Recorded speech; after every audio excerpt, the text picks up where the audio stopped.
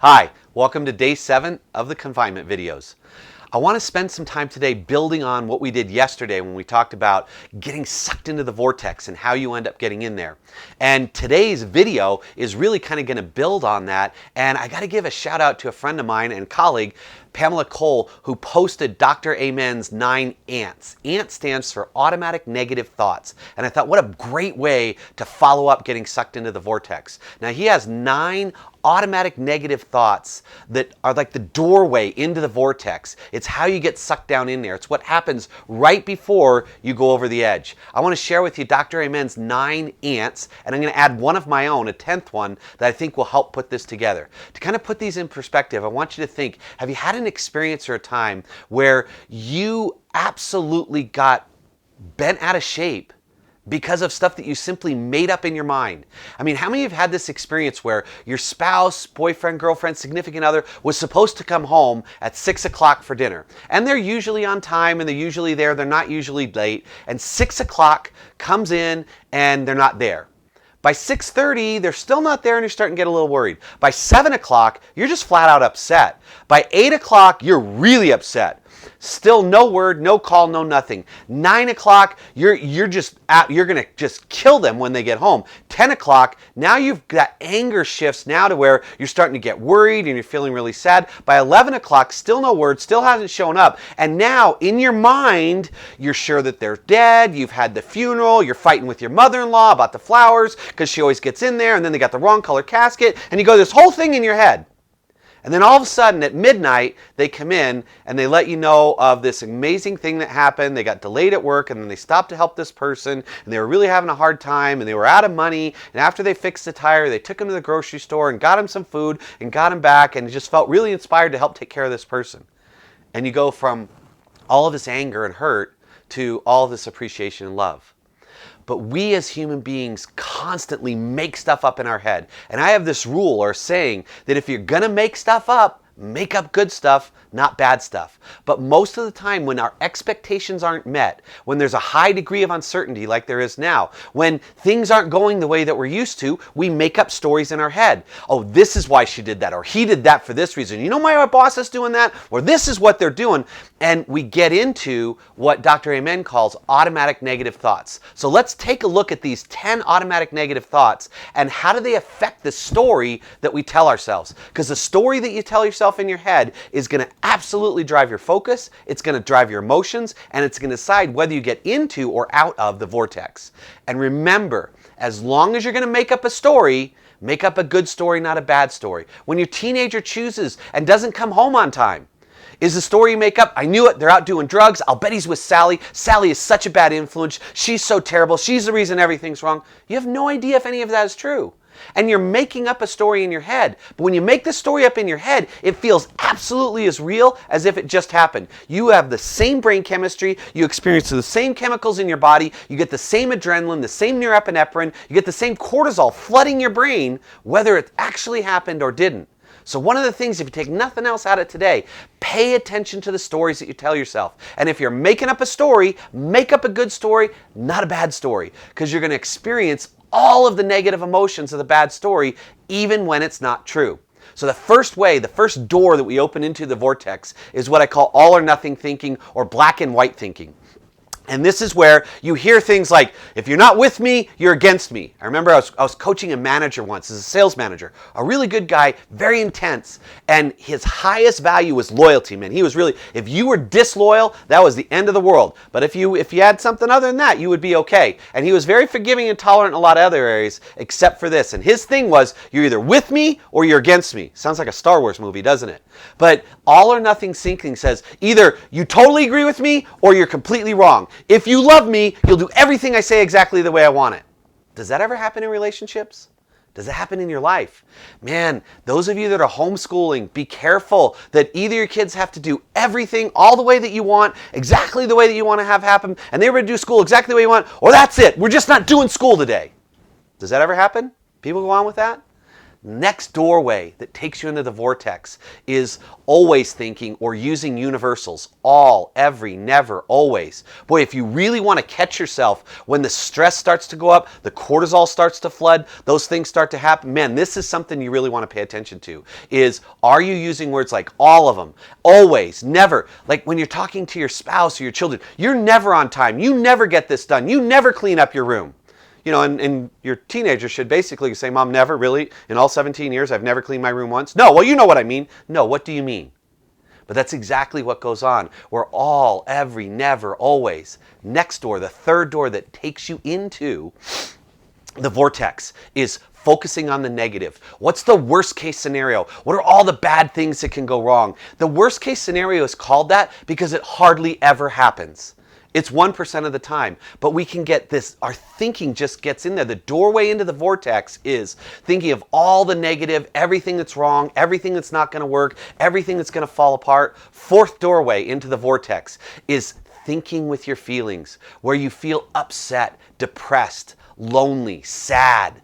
And that's how your feelings become your thoughts. In other words, you're no longer rational, you're no longer empirical, you're no longer looking at evidence, you're just simply flowing with that negative emotion, and it colors and clouds all your thoughts. And this is critical, because I want you to understand there are biochemical reasons for this. When the fight, flight, freeze kind of mechanism that we have in our 2 million-year-old brain, what happens is when that goes on, when you find yourself just flooding with all those negative feelings and scared and angry, it floods your brain with cortisol. That's the flight or flight freeze thing. And that cortisol, what it does is it shuts down your cerebral cortex, your higher brain functions. And the only thing that's working is your little brainstem down here, your lizard brain. And think about it, many of you have been out with friends who are drinking, and you're all out having a beer. But there's one guy who has 8 beers, and he gets drunk. So there's 5 of you there, 4 of you are not drunk, and 1 of you is drunk. Drunk guy thinks he's really funny, but he's the only one that thinks he's funny. The rest of you are like, not really that funny, dude. You're kind of looking dumb. Get an Uber and go home. Because here's what happens. When alcohol floods your brain, it shuts down many of the same parts of your brain that cortisol does. Because all the front, cerebral cortex, decision-making, reasoning, judgment, shut down. What's working? Your lizard brain. So, to a lizard, you are super funny. But to anyone with a cerebral cortex, you are not funny at all. And that's what happens when we get incredibly angry, when we get incredibly negative. Have you ever had someone that was like so mad, they had like absolute clarity of the worthlessness of all other human beings, or at least the person in front of them? Because what happens is when you flood your brain with that cortisol and that anger and you shut down all your reasoning and thinking and intelligent choices, you're just going on the raw emotions. You're getting carried away with that feeling. And so pay attention to what's in your brain, what are you thinking, where are you going? Number 5 is this guilt beating up. I mean, there's some people, I swear, they get up in the morning, it's like, if I'm guilty, I'm happy.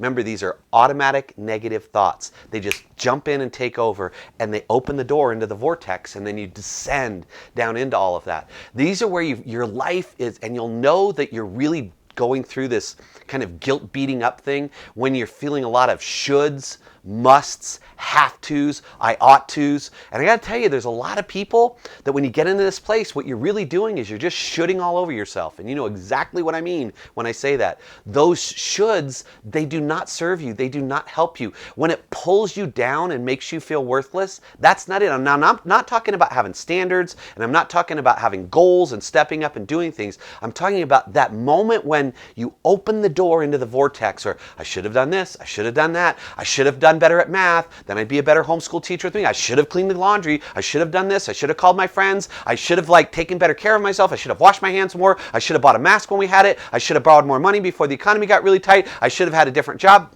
That's what I'm talking about. Number 6 is when you get into labeling. Oh, this is so easy, especially if you spend any time on social media. This can really get to you where you start labeling, you're stupid, or they're stupid, or you're mean, or they're mean. When you start labeling yourself and others with big globalized labels, that's another door that just sucks you down in the vortex because you're completely powerless and they are messing things up, or you are just screwing things up all over again. Number 7, and this is probably one of my great weaknesses. This is one of those doors that I open up into the vortex a lot, which is mind reading, right? Where you're just saying, you know what? That's where you tell people what they're thinking when you've never talked to them. We do this in politics and stuff all the time. I know what the president's saying. I know what that senator's saying. I know what they're doing. They mean this. Well, have you talked to them? No. But you just know. Yes, because you are a mind reader. Or we do this with our family. I know what you're trying to say. I know what you're doing with this. And you can even be in an argument with your spouse and they'll go, no, I'm not. And yes, you are, because I've read your mind. Now, I'm not going to ask you. I'm not going to confirm. I'm not going to get clarity. I'm just going to decide because I know, because I made up this story in my head. And the story feels so real to me. And it's my story. Therefore, it must be right. So that is you. Its close cousin, number 8, is fortune telling. Where even though the best scientists in the world have no idea when the coronavirus is going to end, you know, because you're able to see the future. You don't even need a crystal ball. You're so good. All you have to do is breathe in, breathe out, and information flows to you from the universe, and you can tell everything that's going to happen to everybody. That is a doorway into the vortex. It'll just suck you down into that sense of negative. And then when your position gets challenged with facts or with figures, you get even more upset and mad and shut people down and won't even talk to them because it's messing with your story, and you don't want to lose that. Number 9, this is probably the deadliest of all. As a matter of fact, this one's probably worse than other. It's when we start to get into the blame game. And this is where, please, remember, when tensions get high and you're struggling and fighting with your kids at home in the quarantine, or you're struggling and fighting with your spouse, or a friend or a neighbor, or you're on a teleconference and coming in, that your spouse is never the enemy. Disconnection is. When I share this with my clients all the time at work, when I got a management team and we're working together and I'm working with them as a coach in an executive coaching capacity, I have to always remind them, listen, the other department is not the enemy, mediocrity is. The other person is not the enemy, mediocrity is. In a relationship, your children are not the enemy, disconnection is. Being disconnected, not being able to feel wholehearted, intimate, and in love. Loneliness is the enemy, not your spouse. So be very careful when you find yourself, this is your fault. That we're happening. You know why you don't want any food? Because you didn't go to the store. I told you we should have gotten toilet paper before the crisis came up and you wouldn't listen to me. Even if you're right, what does it help? How does that make things better? Blame your partner, your children, your friends, your boss, your partners. They're never the enemy. Mediocrity, and more importantly in our home relationships, disconnection is the enemy. And that leads to number 10, which is the if only. If only we had moved earlier, if only we had sold our house, if only we had done whatever it was before the crisis hit, then we'd be safer, better. And there is great time for if onlys when this is all over and you're back settled and you look back and you do life in after action in a learning environment. But when your if onlys in the middle of the crisis, all you're doing is opening the door to suck down into the vortex, create new stories in your head, release more cortisol that just shuts you down to go through. So when you find yourself coming up to these doors, stop and ask for evidence. Hey, do I have proof that the story I'm telling myself is true? Is there another way that this data could be explained that's more positive? Is this fact that I'm telling myself, or is it just an opinion that I have? Is thinking this right now helpful? Is telling myself this story going to bring me closer to my spouse or further away? Is telling myself this story going to draw my kids closer to me so they feel loved and supported and connected to me, or is it going to push them further away? Pay attention to the stories that you tell yourself. And go back to what I said at the beginning. If you're going to make something up, make up good stuff, not bad stuff. Good stories lead to good hormones. Good hormones lead to good decisions. Bad stories lead to bad hormones, and bad hormones lead to bad decisions. When you enter the vortex, you give up the opportunity to be rational, intelligent, thoughtful, and effective. And with that, go home, tell yourself some good stories, and form some deep, beautiful connection with the people that you love.